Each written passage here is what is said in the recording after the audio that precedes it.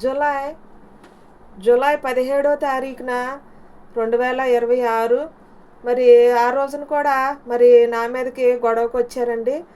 ఆ రోజు మద్ద యేసురత్నము, మద్ద స్వర్ణలత, మద్ద లాజరు ఆ రోజు గొడవ జరుగుతుంది అనేసి నేను 112కి నేను కాల్ చేయటం జరిగిందండి. 112కి కాల్ చేసిన తర్వాత మా కాల్ పోలీస్ స్టేషన్ నుంచి ఒక కానిస్టేబుల్ గారు నాకు ఫోన్ చేయటం జరిగిందండి. సార్ నేను ఇలాగ మేకల దిబ్బ కర్ణం చంద్రావతిని మాట్లాడుతున్నానండి కాళ్ళ మండలం అని అనేసి నేను మాట్లాడటం జరిగిందండి. ఇలాగ ముందు నుంచి వాళ్ళకి మాకు మాకు దారి సమస్య గొడవలు ఉన్నాయండి. కోర్టులో కూడా గొడవలు ఉన్నాయి, సివిల్ కేసులు వేసాము. మరి ఇలాగ తరచూ గొడవలకు వస్తున్నారు అని అనేసి నేను మాట్లాడటం జరిగింది. మరి రమ్మంటారా అని అనేసి కూడా కానిస్టేబుల్ అన్నారు. రమ్మంటారా రావడానికే కాదండి, రమ్మని చెప్పడానికే కాదండి నేను కాల్ చేసింది, 112కి కాల్ చేసింది అనేసి కూడా నేను మాట్లాడటం జరిగిందండి. మరి కానిస్టేబుల్ వచ్చిన తర్వాత కూడా మద్ద లాజర్ అనే అతను నా మీదకి కొట్టడానికి మీదకి వచ్చాడండి. మరి కొట్టడానికి మీదకి వస్తే కానిస్టేబుల్ గారు అతన్ని గెంటుకుని వెళ్ళారండి. అది కూడా రికార్డ్ అయ్యి ఉన్నదండి. సీసీ కెమెరాలో రికార్డ్ అయ్యి ఉంది, ఫోన్లో కూడా రికార్డ్ అయ్యి ఉన్నది. మరి పట్టపగలే మరి నా దౌర్జన్యంగా ఒక ఒంటరి మహిళని కొట్టడానికి తిట్టడానికి మరి వాళ్ళకి భయం లేకోకుండా కేసులు ఉన్న కోర్టులోనూ మరి ఈ విధంగా ఒక ఒంటరి మహిళ మీదకి మరి గొడవకు వస్తున్నారు. మరి ఆ రోజే నేను మరి సెక్రటరీ గారికి కూడా నేను 17వ తారీఖు జూలై మరి 2026 సంవత్సరంలో మరి ఇలాగా గొడవకు వచ్చారు. దానికన్నా ముందు మరి పైప్ లైన్ విషయంలో కూడా మరి నాకు తెలియకోకుండా మేము ఇంటికాడే ఉన్నాము, మా నాన్నగారు నేను ఇంటికాడే ఉన్నాము. మరి ఇంటికాడ ఉండగా మాకు కూడా ఒక మాట చెప్పుకోకుండా మరి సెక్రటరీ గారి పర్మిషన్ తీసుకోకోకుండా నా పైప్ లైన్ కోతిలో మరి కూలోళ్ళని తీసుకొచ్చి మద్ద యేసరత్నం కూలోళ్ళని తీసుకొచ్చి 2 కూలోళ్ళని పెట్టి దౌర్జన్యంగా నా పైప్ లైన్ గోతులో తవ్వుతున్నారు. తవ్వుతుంటే మా నాన్నగారు చూసి నాతో చెప్పడం జరిగింది. నాతో చెప్తే ఇలాగ ఏంటి మేము ఇంటికాడే ఉన్నాం కదా, మాకు తెలియకోకుండా మా పైప్ లైన్ గోతులో మీరెందుకు దౌర్జన్యంగా గొయ్యి తీస్తున్నారు, మా పైప్ లైన్ ధ్వంసం చేయటానిక అని అనేసి ఎవరు తీయమన్నారు, మీకు పర్మిషన్ తీసుకున్నారా లేదా అని అనేసి కూడా మేము అడగటం జరిగింది. మరి దానికి సమాధానం ఏమీ లేదు. అప్పుడు కూడా మరి మగోళ్ళు కూడా నా మీదకి వచ్చారండి కొట్టడానికి దౌర్జన్యంగానే. ఆ వీడియోలు కూడా నా దగ్గర ఉన్నాయండి. మరి ఇన్ని రకాలుగా మరి గొడవలకు వస్తున్నారు. సెక్రటరీ గారు స్పందించలేదు, ఉయ్యారావు గారు స్పందించలేదు, ఎంఆర్ఓ గారు స్పందించలేదు. మరి కాళ్ళ పోలీసులు కూడా మరి 112కు కాల్ చేసినా సరే వాళ్ళు కూడా అశ్రద్ధ చేస్తున్నారండి. ఇన్ని రకాలుగా నన్ను ఇబ్బందులు పెడుతున్నారు.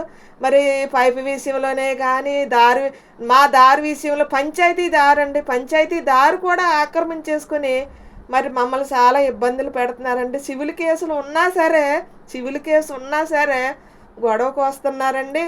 మరి నాకు ప్రాణహాని ఉంది, నాకు రక్షణ లేదు.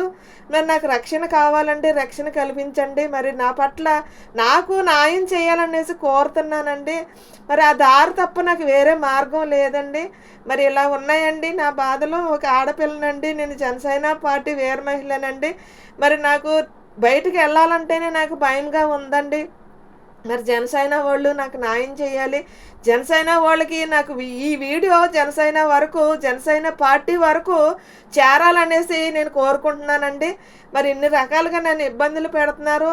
నా భర్త నన్ను వదిలేసి వెళ్ళిపోయాడండి. నేను ఒంటరిగా నా తండ్రిని వేసుకుని బతుకుతున్నాను.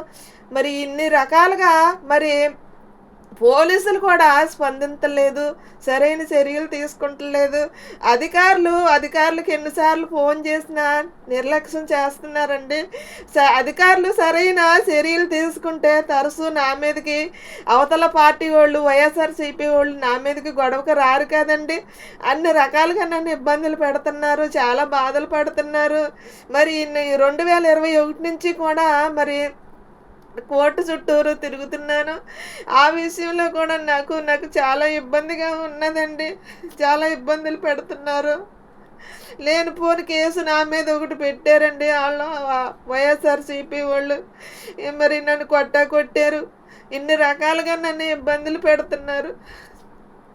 నేను ఒక ఒంటరి మహిళనండి, నాకు న్యాయం కావాలి. పవన్ కళ్యాణ్ గారు ఈ వీడియో చూసి స్పందించాలని కోరుకుంటున్నాను. మరి నాలాంటి ఆడపిల్లలకి న్యాయం చేస్తున్నారు. మరి నేను జనసేన వీర మహిళనండి. నాకు న్యాయం కావాలి. మరి అలాగే మరి మా డిప్యూటీ సీఎం గారు మరి కుడి చేతికి మరి సర్జరీ జరిగింది. సర్జరీ కూడా సక్సెస్ అయ్యింది.